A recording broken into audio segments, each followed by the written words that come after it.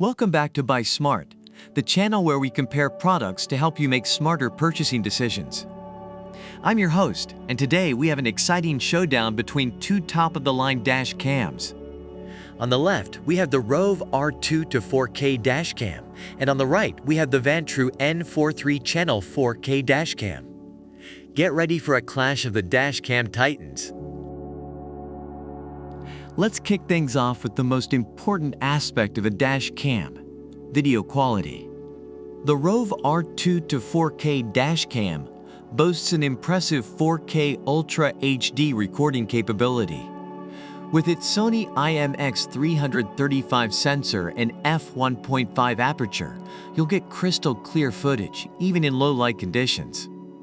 It's like having a professional film crew in your car. Now let's dive into the features. The ROVE R2-4K dashcam comes with built-in Wi-Fi, allowing you to view and manage your recordings on your smartphone with the ROVE app. You can even download your 4K videos directly to your device and share them on social media.